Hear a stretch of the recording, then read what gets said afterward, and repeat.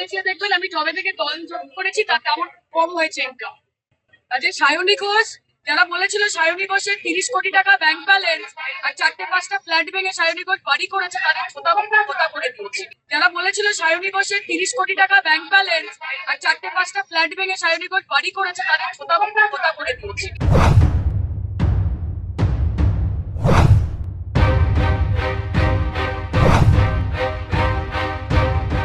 গতকাল যেটা সৃজন হলফনামায় জানিয়েছে তার এক করেছে, কি বলবেন? আমি তো দেখুন, আমি তো অভিনেত্রী মানুষ, আমি যা রোজগার করেছিলাম আমার হলফনামা দেখিয়ে দেখবেন আমি জবে থেকে দল যোগ করেছি তাতে আমার কম হয়েছে ইনকাম। যে সায়নী ঘোষ যারা বলেছিল সায়নী ঘোষের 30 কোটি টাকা ব্যাংক ব্যালেন্স আর 4-5টা ফ্ল্যাট ভেঙে সায়নী ঘোষ বাড়ি করেছে তাদের কথা করে দিয়েছি।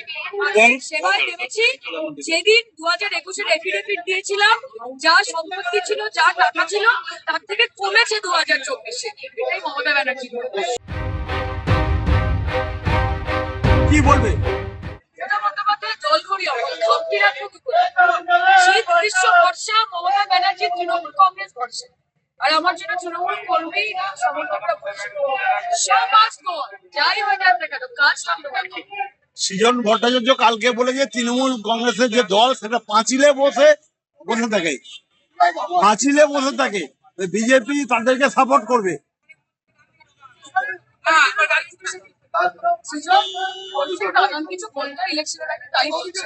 তৃণমূল পাঁচিলে বসে থাকে না মানুষের মনের মধ্যে জায়গা করে বসে থাকে, সেটা বুঝতে সৃজনকে চাকরি করতে হবে।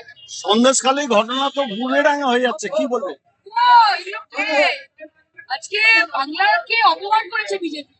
মমতা বন্দ্যোপাধ্যায়ের নাম খারাপ করবে বলে এই করতে গিয়ে বিজেপি বাংলার নামটা খারাপ করে দেবে। আজকে এখানে পশ্চিমবঙ্গের পাশে আছে। আপনাদের কি মনে হয় যে সন্দেশখালীর মতো ঘটনা যেরকম ভাবে বিজেপি বলেছে যে সারাক্ষণ পশ্চিমবঙ্গে করছে, তাহলে বামনেদের সমর্থন হবে? এগুলো হয় না।